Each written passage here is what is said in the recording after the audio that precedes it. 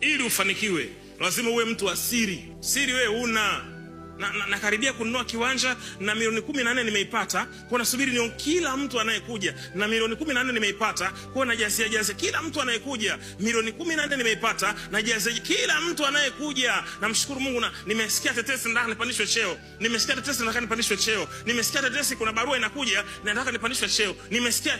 Siri una anakwama. Ndio maana wenzio wakisafiri hawaagi. Unashtukia tu jamaa yuko mbele kule,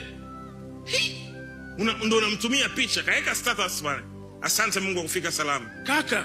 Kaka hata mimi kaka, ambia vipi kaka, ukuniambia hata mimi, ambia hapana brother, yani safari ilikuwa ya ghafla mno, afu nilipofika airport tu simu ikazima. Sasa unajua kwenye ndege yani unajua leo uoga nini liongo, lakini kashajua. Nakwambia ukweli, wako watu walioiandaa safari na hawakusafiri. Wako watu walioandaa biashara na hawakuifungua. Wako watu walichukua frame na hawakuingiza biashara, kwa sababu walitoa taarifa kabla ya jambo. Tunaishi na watu wabaya kwenye dunia, kwa hiyo jifunze